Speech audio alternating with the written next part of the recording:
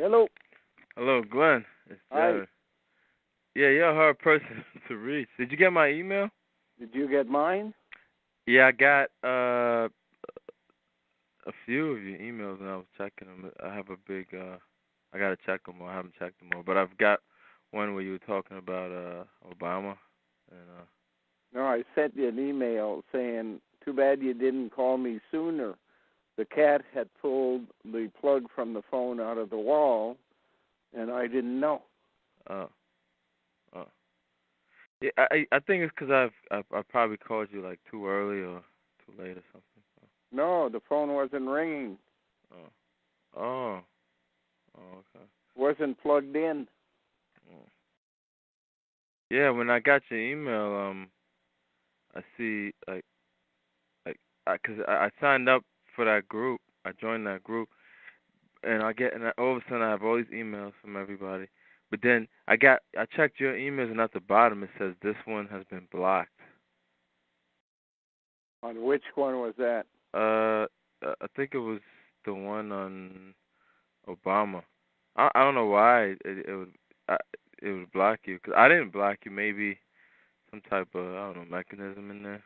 No, but what site was it blocked on? Oh, and that's CTRL or C. Yeah. Yeah.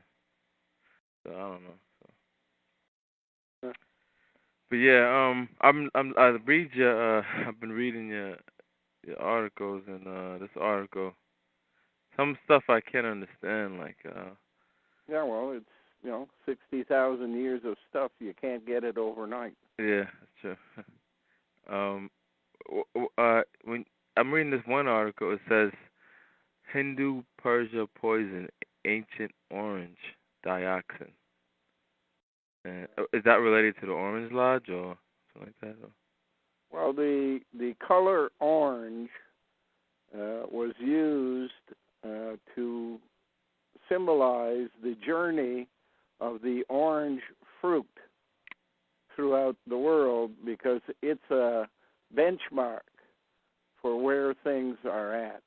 Oranges began their life history in India, went to China, back to India, on to Persia, from Persia to the Middle East, from the Middle East into Greece and Rome, from Rome into Gaul, from Gaul into the British Isles, from there into America, and across America to California. So the fact that oranges have arrived in California and were returning to Asia meant that the journey around the world had been complete. Mm. Oh, okay. Oh. Yeah, I was looking It was a poison journey, a journey intended to poison people's minds. So therefore, it's Agent Orange. Yeah, I was looking at another article too. It was one with Arnold Schwarzenegger and the governor. I don't know if you remember posting that one. And you called them. They had like code names. Yeah, Arnold Schwarzenegger is a leader of this activity. The main movie he made was the movie called Twins, which basically show him and Danny DeVito as twins, which is symbolic for you couldn't get two people less alike, and that is the same definition as making the perfect slave with a male on the inside and an exterior female.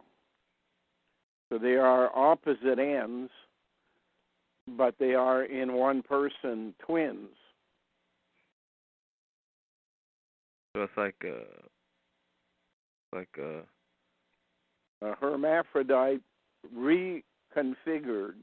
Instead of being a hermaphrodite in the normal sense, a woman who can clone herself, it is really the making up of two separate people within one body and adding the Neanderthaler in the neck to be the basic guider of that vehicle called 10. Yeah, when they add that Neanderthaler in the spine, that just makes him more of like a collective beehive type of thing, right? Oh. Well, in the first method of spying upon people, they manufactured females and sent them on arranged marriages. So the female could be in the other person's camp and spy on them. That is only good under certain circumstances. The real spy is if you can insert yourself into the other person's body. And what they did was, in the genetic manufacturing of babies, they made eggs that could be developed with Neanderthaler medullas, so that whenever that person did any thinking, the process by which links intuition to reason was being managed by a Neanderthaler medulla, in Africa called Medusa. Oh, so what's the whole allegory behind Medusa in the mythology? If you remember, through the process of evolution, it describes animals being worms at first. And worms traveling through earth don't have ears and don't speak. And therefore they have sensors to feel vibrations as they move along, to know if there's anything in the neighborhood, to know the conditions of the ground, that type of stuff. The evolution of a worm into an eel expands that to a larger animal traveling through water, and it still has hairs that act as sensors. The next step you can look at is an octopus. The hairs become extensions because they're sensors with suckers, so they can in fact be active sensors, not just recipients.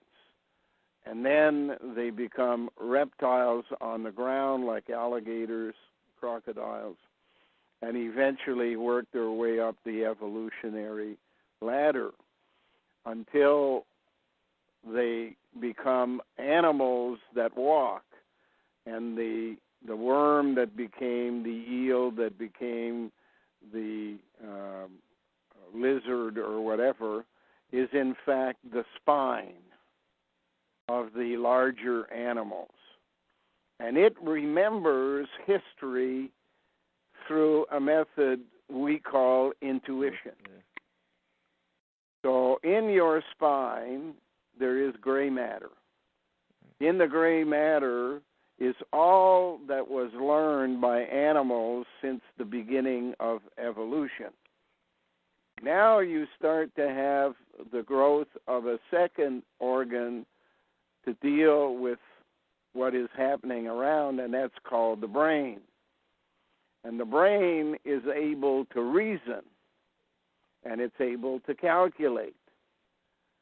But the brain comes to its decisions after observing, analyzing, and concluding.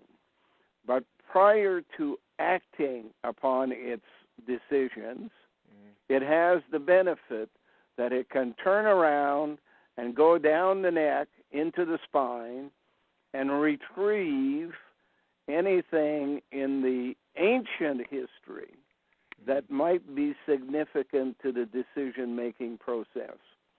We call that intuition. It basically is a play on the word tuition. You've paid for this in the past, therefore it's yours. Okay? So it would retrieve it, and the way to retrieve it, it would be through a system called the medulla. In front of the medulla was a bridge. The medulla sits on top of the spine. It has a bridge in front of it, and in front of that is the brain. But what the Neanderthaler did was introduce what they call muses. One is called the thalamus, or in English it's pronounced thalamus. On the other side, the hypothalamus. These two muses hold the reins that, when pulled upon, will activate the chemistry of the body through the pituitary glands or the endocrine glands, or what operates in the stomach through the kidneys and through the what's the other thing? Liver. And it's these chemicals that basically make you feel something. You react by feeling happy if the one type of chemical is released, and you react by feeling sad or depressed if other chemicals are released. And your body functions properly or doesn't function properly depending on this chemistry. So the Neanderthaler got to control people from the inside of them at the place where they turned around and asked intuition to confirm the decision reason was making. It could basically say, if you're doing your will and not my will, I'm going to make you feel bad. If you're doing my will, like accumulating and putting it in a trust account so I can steal it from you before you get to spend it, you're going to put it in there, and I'm going to kill you off so I can grab it as taxes or steal it from you as service fees. If you're not doing that, if you're going to run around spending my money because you're not allowed to have it, you're just a slave, then I'm going to make you feel bad. So with the whole evolutionary process, how do you feel like with Darwin, Charles Darwin and his whole family, because they were all bred for their purpose, and Darwin didn't grasp the most important part. And when the media discusses this, they don't allow the discussion on the most important part. If they're going to have a thing on TV, for example, they set up the media in the middle, and on one side they put a person who believes in Darwin's evolution, and on the other side they put a person who says they believe in creation 6,000 years ago, which makes no sense. Yeah, I know that. That's so. Yeah. So the media keeps the debate at that level in order to polarize the discussion between two teams. What the media should be doing is saying, hey, there's a third option. Added to the evolution is the fact that Neanderthalers took over at one place as intelligent designers. They took out eggs from the natural process and modified them and put them back in, so that what you think is creation is in fact modified evolution by Neanderthalers.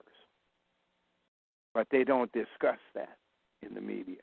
Yeah, because their job is to hide that part. Their job is to polarize. They have to make two teams, Democrats, Republicans, and they got to keep them even at someplace around 47%, 48% each, so that when an election comes around, they gather up money in the media from both sides, and then they decide who's going to win by instructing their people, which are the secret societies of religion and the ones that came out of England in 1717. Messages are given to those societies. This is the one you vote for. So as the 5 or 6 or 7% of people who belong to these secret societies vote, so goes the election. Now, they can also, like they did this year with Barack Obama, send the money through the Internet, through these people in secret societies, until he has double, triple, quadruple what the other side can collect and is guaranteed to win. Because they're not spending the money, they're just giving it back to themselves. They own the media, so if they get priests or monks or masons or anybody in secret societies to send in money, it's just going back into the same coffers that it came from in the first place. There's only one bank account. Yeah. It's the pyramid is the symbol for it. It comes to a point at the top. Everything shrinks until there's only one point. The reality is that the pyramid is double. There is one pointing downwards, and all the money goes down to the point at the bottom. I don't even understand why they would even want the money, because the money's just an control idea. mechanism. It is the standard common denominator.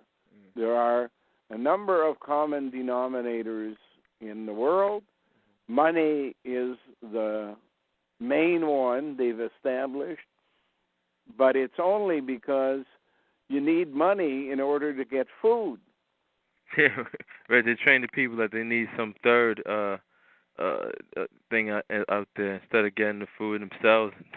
Yeah, in the creation handed us all the food we need. All we had to do was walk around and pick it up. But they, in fact, created countries so they could block off the food away from the people and start charging for it. Because in order to block off from the people, they had to create a military. A military cannot be a military if it's got to go collect its own food. So by having the military block off the food, you guarantee what the military needs, and then from the money that you get from other people's labors, you can make and buy the armories that are needed by the military.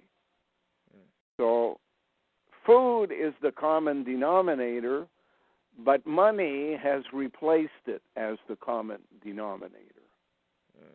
Yeah, and you can't have armies without money either. If you had no money, you couldn't have armies. Yeah. They want to fight for free. Yeah. And with the evolution, so I guess like people like Richard Dawkins, right? This guy, he's like almost like a messiah, but in a Darwinistic type. Because I've read some of their books. I got one book called The Next Million Years by Charles Goldston, and they talk about effeminizing the male, because the male is it would be a threat, and domesticating. He said the city was actually domestication, but the elite themselves, they had to keep their their primitive. It's a play on reality that they're giving. They're not going to feminize the male. The male was a part of female and was divided from the female.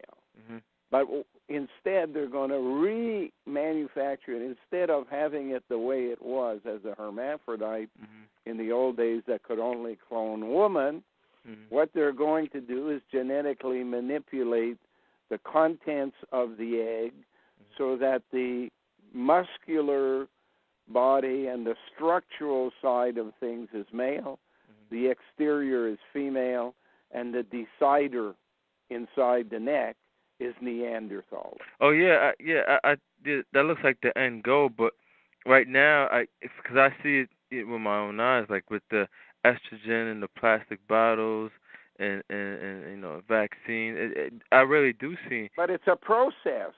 You see, the process was that you had from the egg to number 8 to describe the world. They added the 9 when they began to make genetically engineered people who were gay or lesbian or multisexual, whatever you want to call it. That part was an experiment which did not complete what they were looking for. So now what they're looking for is more what I've described, the male 37% inside the slave, 37% female as a veneer or as a porcelain on the outside of that male, and Neanderthaler in the middle. But there are stages of development. Right now we're at the first of that stage, and they call that the 10.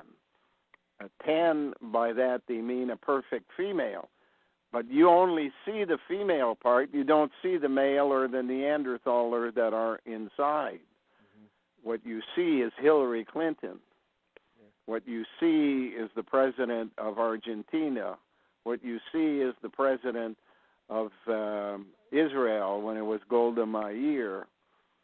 And what they're doing is working on improving the appearance of the outside female. So you will have a 10, and then a model 11, and a model 12. 3 improvements upon the system, and your final model will be 13. 13 means 3 in 1. So male, female, and Neanderthaler reporting to their leader in Antarctica. In the same way as you have the islands in the Mediterranean, you have Sicily and Corsica and Mallorca reporting to Sardinia.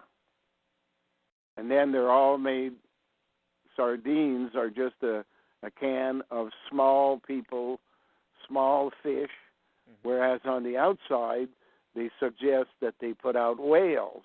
That's why the family in England write Wales as their second name. But Wales only comes from the word male. If you take M-A-L-E and you switch the letters around, you get lame. So the male is lame. It's got a leg missing on the X. And then if you flip the M around, upside down, the M becomes a W, and you have whale. And you tell the story of Jonah and the whale. Jonah was ordered to do something in Iraq. He refuses to do it. He gets on a ship and leaves the Middle East going towards Spain. There's storm after storm. The captain says, "You're the cause of it. You didn't do what God wants." Throws Jonah overboard, and he gets picked up by a whale. That's the story. The same story applies to George Bush Sr. He basically went to war, was in an airplane, gets shot down, falls down, gets picked up by a whale, which we call a submarine, and then he's sent off to do the job he was asked to do in the first place, and that's to become the director of the CIA and the President of the United States, to set them up for being murdered. The whole idea of a Manchurian candidate is not what the movie says. which is a person is being trained to kill a president. In fact, it's a mirror image of that. A president is being trained to kill the people. And that's what George Bush did. And that's what Clinton did before him. And that's what Obama is trained to do. To set up the people so they could be killed. I see Obama. He's bringing in this whole green agenda. He's bringing in Clinton's team. Yep. He's I see, like, I was at the barber shop and I see in the commercials that he's bringing in this whole green agenda, the whole fake global warming. Set us up to be killed. Yeah. What is going to happen along the way will happen probably to Michelle, because her name has hell in it. The same way as Clinton's daughter has hell in it in Chelsea. And what will happen will cause Obama to do certain things, which most of the people who voted for him never expected. Yep, exactly. And do you remember when I don't know what type of thing it was, but it came on the stage and she was wearing a Black Widow's. Yep. Remember one thing. 3 of the top 4 people in line for the presidency have good reason to be in Washington at the same time.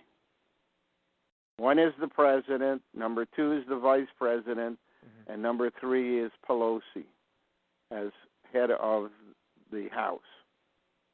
Number 4 is Hillary Clinton. She's the only one that has to be, most of the time, away from Washington. Oh, I was just thinking that. Yeah, they would set it up where, something happened to them, and then she would be the one. She would be president in a minute if there was, say, a tsunami that came over. Oh, Washington. My God, wow. And they don't even know they're getting set up. They don't know it because that's not part of what they're being told. Yeah. Each one of them is being told a different lie. And everyone thinks they will win. Yeah.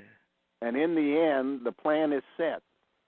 And that's another symbol for the pyramid, the short-sightedness, right? Yeah. There is a deadline. The deadline is 2062 for all the people of the Northern Hemisphere, with the exception of the Amish, to be destroyed. 1,000 years that follows will have the Southern Hemisphere, Australia in the middle, the southern part of Africa and the southern part of America, not the country, the U.S., but South America. They will have 1,000 years to set up what we call a beta test laboratory. Check out all of the science and all of the discoveries that were made in the Northern Hemisphere. Make sure everything is correct. At the end of 1,000 years, they will be destroyed as well. So you can figure from 2062, 1,000 years further, is approximately 3062. From 3062 onwards to 7,500 AD is approximately 4,400 years, 4,400 to 4,500 years. That period, there will be basically left on the surface of the planet, recuperating from all of this cataclysmic event, 2 continents. One will be Antarctica, and the other one will be at the other end, called a Cap continent in the north, at the North Pole. Because as you destroy the northern hemisphere and the southern hemisphere, and it goes under sea level, you must, in fact, expect the laws of physics to work. And the laws of physics say, in a process called isostatic, which basically means you must always keep the same amount of land above seawater as you have below seawater. So both Antarctica and the northern cap will rise higher than where they are today above sea level. And the space in the middle will be oceans. Black water is what they call it. Once that occurs in 7,500 AD, they will then send out the people to repopulate. And they will find the Amish in the northern cap continent will have plowed the land but not seeded the land. In the time they were guardians, it's called lying fallow. The land lies fallow. It's plowed but not seeded. They will then come with their new slave and seed it with a new population, killing off the Amish that they had made to do the job for that period in time, 4,500 years or so. At that point, they will be ready to begin an exploration of the universe for the purpose of doing to, first of all, the solar system, and then the universe, what they did to Earth. Dominated. But they will have a strange thing to deal with that you do not see around you today. And it's a new star will replace Polaris. And that new star will be called Alder Amin. AlderAmin. It's a star that is outside of our solar system. Something like 70 or 80 light years away from Earth. But this is a blue-white star, and its luminosity is 23 times that of our sun. So it will be a much, much brighter future than it is now. And they will begin the process of sending off these super slaves, one at a time, because you don't need to have any more than one, in different directions in the solar system to go inspect different rocks. And when they're there, get back in touch with Earth to say whether or not they found what they expected to find, and can that rock be terraformed? You know, if you wanted to terraform Mars today, what you would have to do is pollute it, because it's too cold on Mars. Yeah. And if you pollute it, you'd make it warmer. So you got to do this with all of the rocks in the solar system, and then you can go beyond the Oort cloud into the rest of the universe. That's the plan the people underground have. Wow, this is like when I was younger watching like Legion of Doom meeting. This is what you would see in the cartoons. Well, that's what they use cartoons for. It's like Shakespeare had plays in his time, and now it's movies and cartoons. Wow. Shakespeare told us the whole world's a stage. Yep. So believe him, because he was telling the truth. The media is the only one in position to make you believe this. And the media includes education, literature, movies, TV, cartoons, things like the press, Magazines? Here's a question. Here's a question. How about, like, okay, now these guys, okay, the guys that work for them at the top of the pyramid, they look at us as, purely, like, physical. Like, we're just basically, electrical currents and chemical, you know. How do you what do you say to spirituality? I'll ask you a question. Mhm.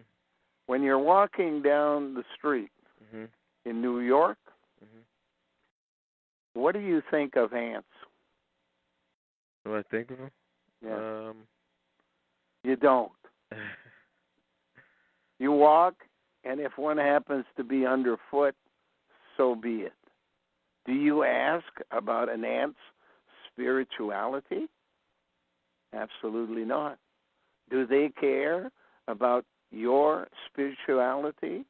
They invented spirituality to confuse you. Why do you say that? Because the word says it, spirit. In the middle of the word spirit, pick out the letters IRS. Any word that has IRS in it means it's part of the accumulation system. Oh, okay. I got it. So, Christ, IRS. Krishna, IRS. Paris, IRS. Wow.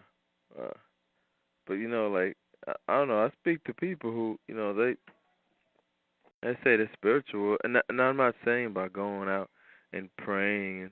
But, like, when you're by yourself or something, or, taking a walk by yourself in the woods. When you're by yourself, you're thinking through your brain.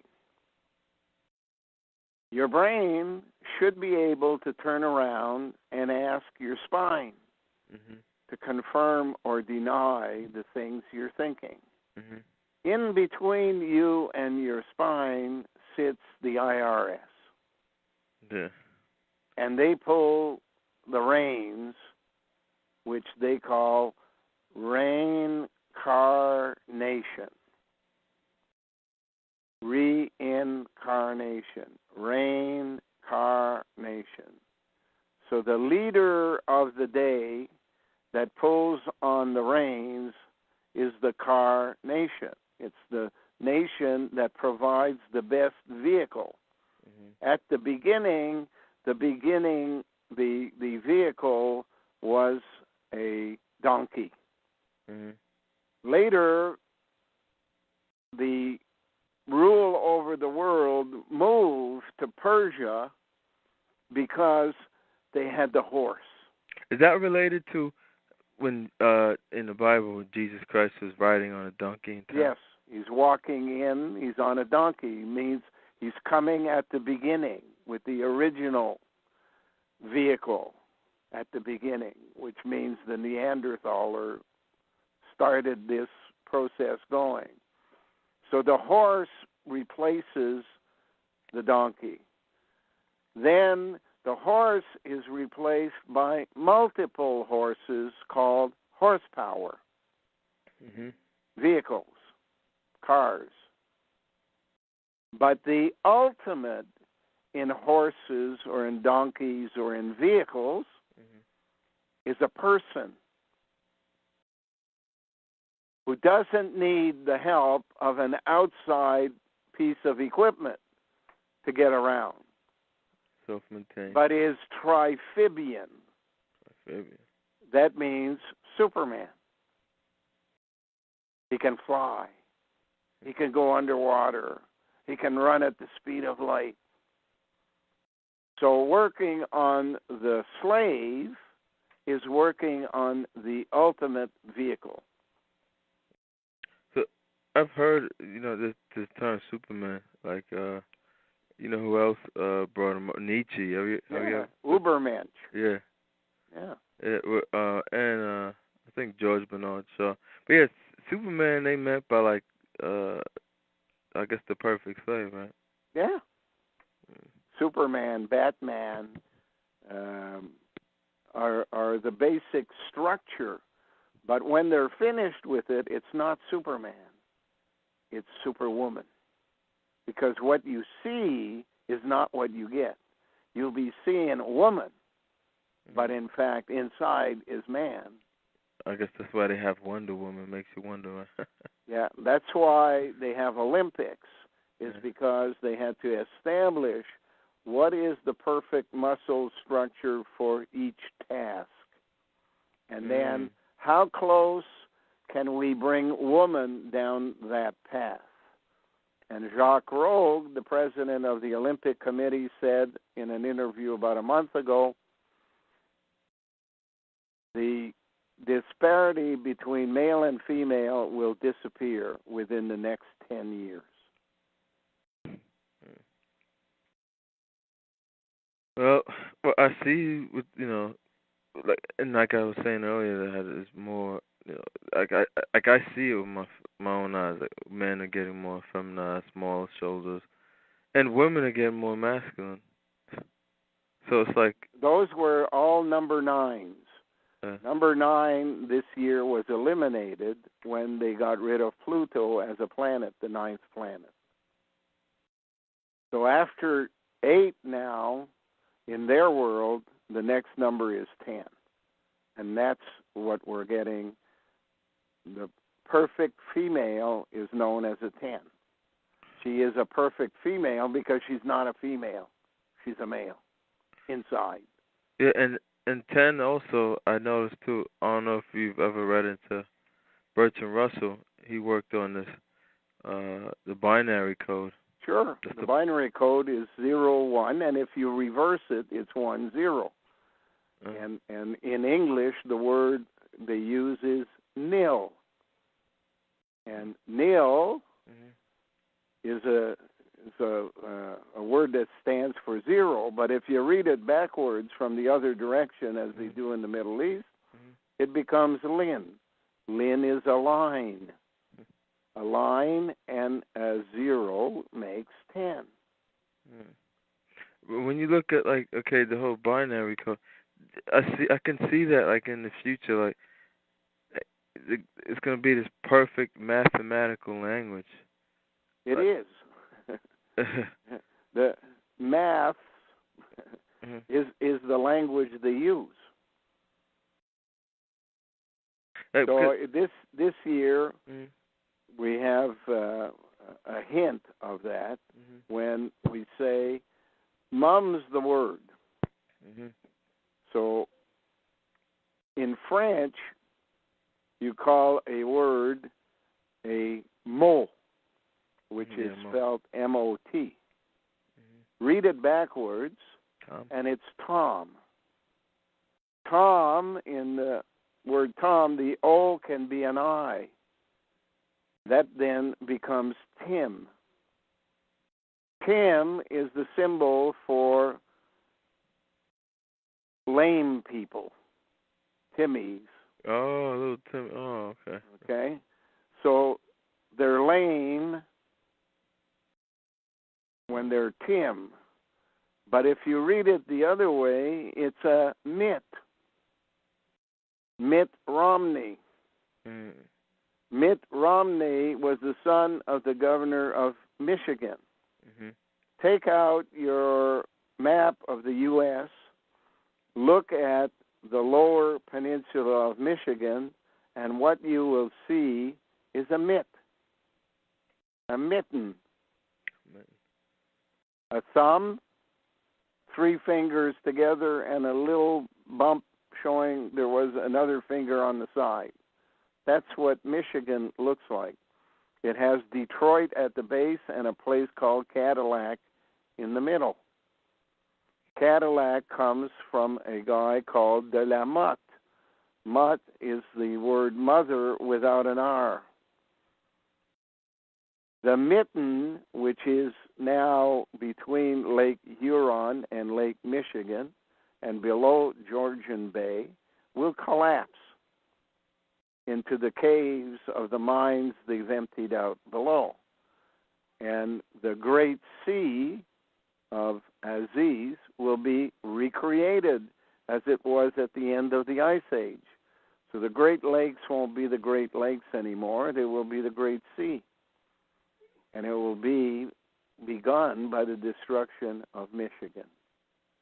Since there is no job for the Car Nation, U.S., that having been transferred over to Japan, Obama now signs the law that allows for stem cell research, because it's through stem cell research that you improve upon the perfect genetically engineered slave called 10 we have today, and you replace it with the 11, 12, 13.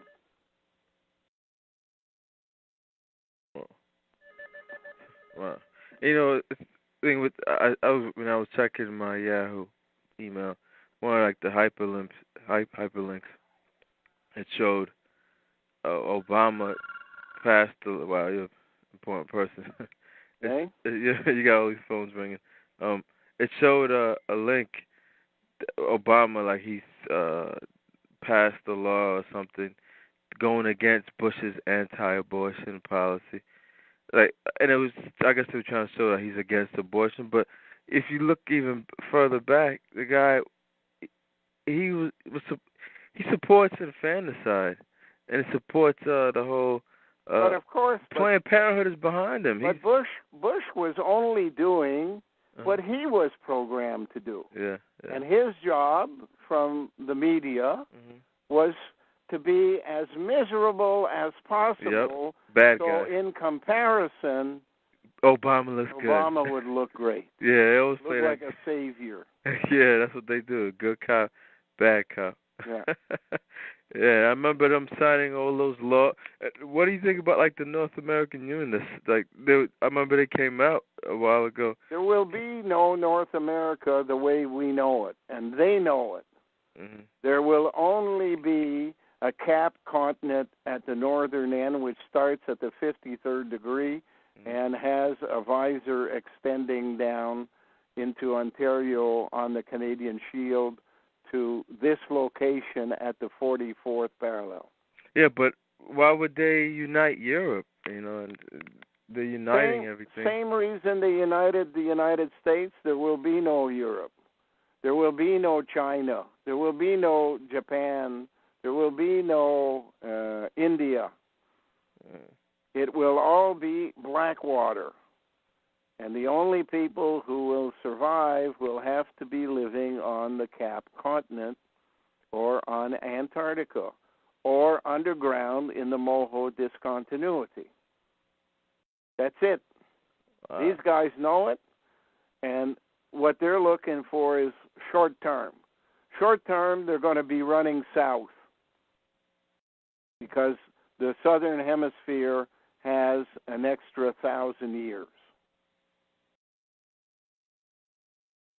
So Maurice Strong was spending all kinds of money in Costa Rica. Yeah, I heard Maurice Strong. That's another guy. This guy's pushing this whole green agenda, talking about taking away everybody's rights and giving the animals more rights than human beings. Yeah. This is another big guy. The United Nations knows about it.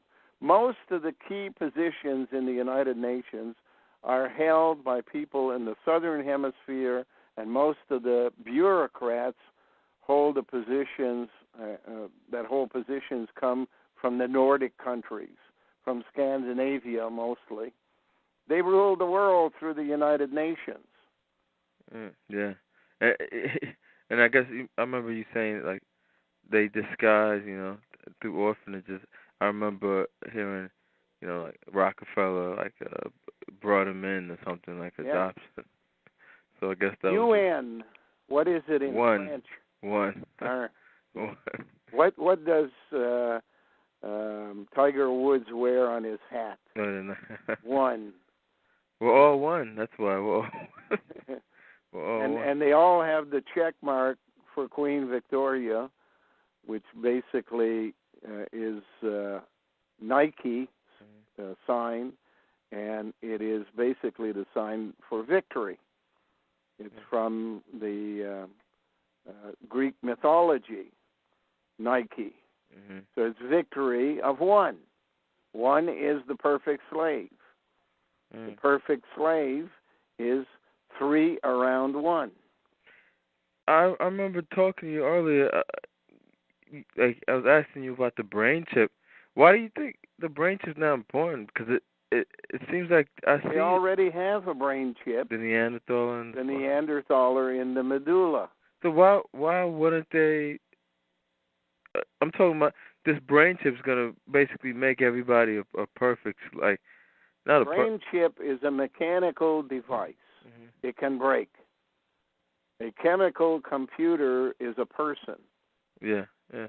It is a much more advanced technology. So what's the whole point about the brain chip? Polarization. Make 2 teams, make them fight together. That way they don't know what's really happening. Wow. Dialectic is so perfect. They understand. That's why we have a star called Polaris. Polarize. Many of them come from Poland. Go to Chicago. The 2nd largest Polish city in the world is Chicago. And I heard PO and PU and Masonry is like the lowest life forms. Yeah. So if we're all dead, right? We're all dead. Then, like, you really think that when somebody dies, this is like the age-old question. When somebody dies, that's it. It's just absolutely not. When you die, there is something that does not die.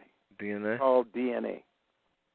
And if you have lived a life in support of this Neanderthaler agenda from a person English people call God, who is a creator, not creation, then you will be thrown in the kettle and melted down and remerged with other failures. If you have been able to grasp the concepts and you have learned the premise that I'm describing, your DNA will be remembered with creation. It will be placed into creation, and you will live forever as cells within creation. Creation was not born on this planet. Creation was not born in the solar system. Creation was not born in the universe. It created the universe, the solar system, and the planet. It was here before the Big Bang. It will be here after the Big Crunch. It's all up to you. You're given a task while you're on this earth as life beings to accumulate information, experience things, learn from it, and carry that message back to creation. Most people choose not to go through that process, but instead look for instant gratification. How can I make my life here better at the expense of eternity? Because they don't believe there is such a thing as eternity. Well, surprise, surprise. It's impossible for me to convince other people. They must convince themselves. I know where I have been, and I know where I'm going. And what happens to me in this life is irrelevant compared to the fact that I am, in fact, doing a job bigger than a job could be done on Earth of any value. My job is collecting information, bringing it to creation. I'm on lifetime contract every time.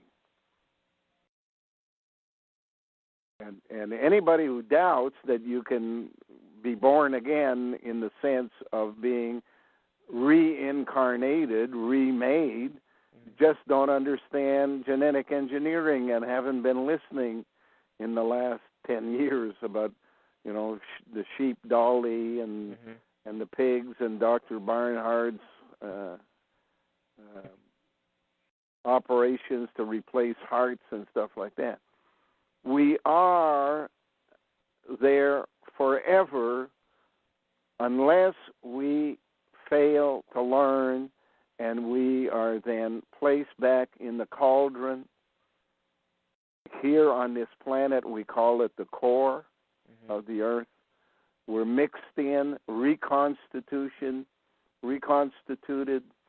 and our divided parts come out as lava, along with all the other dead things that ever lived before and did not learn, and they start the process over again.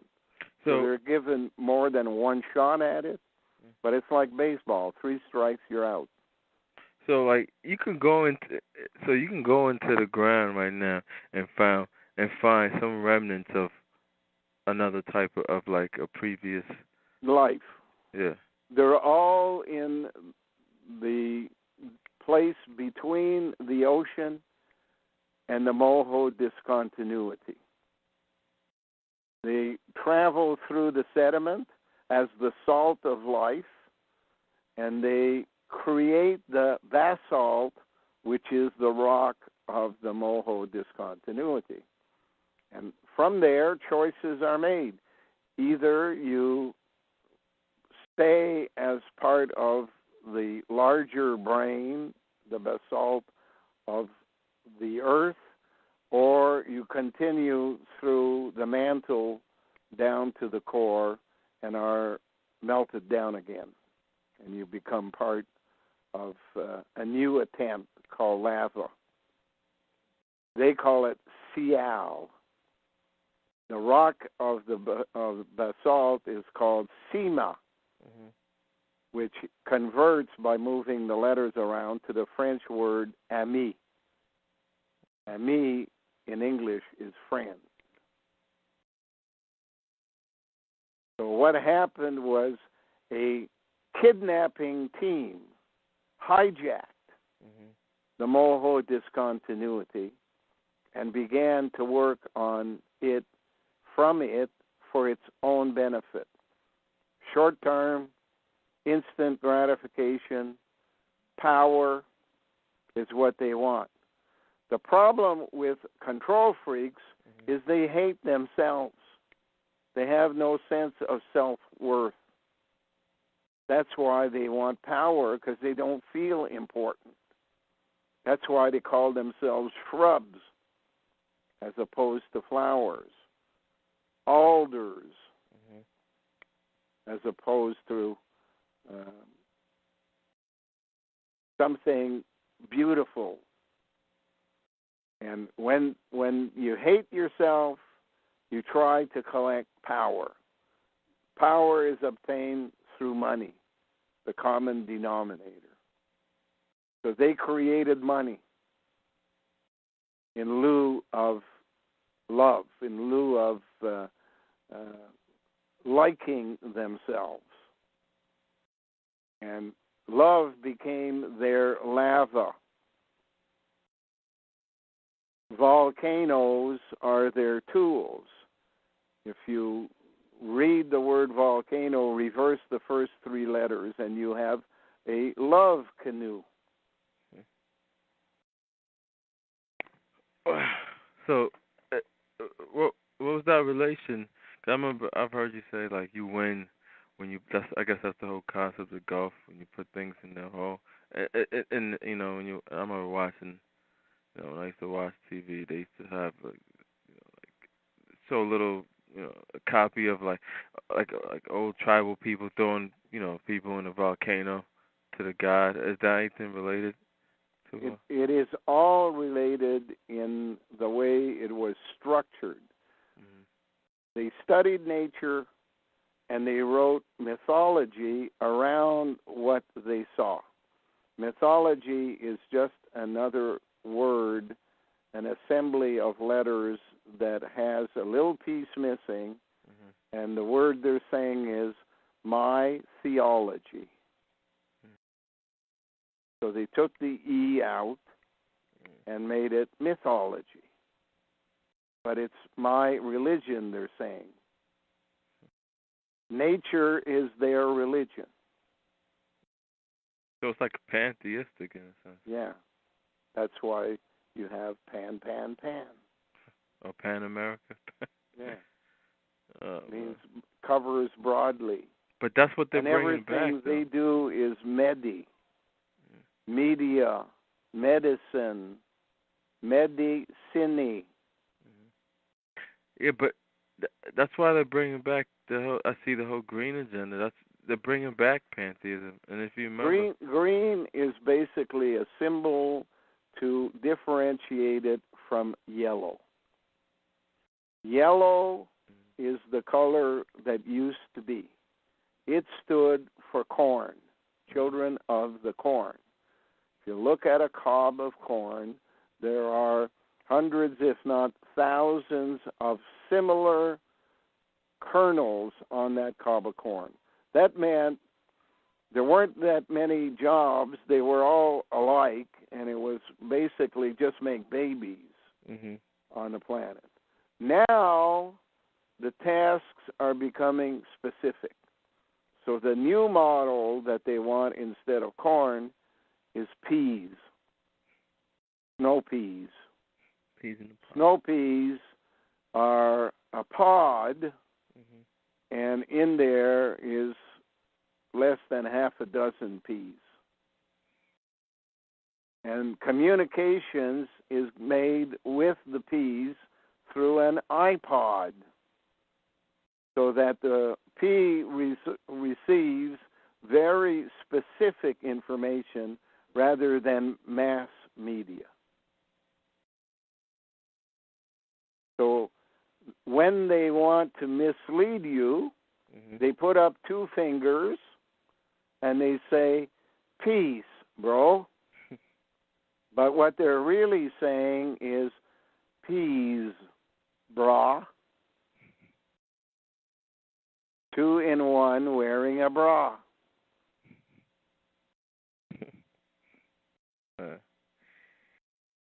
I gotta go. All right, Glenn.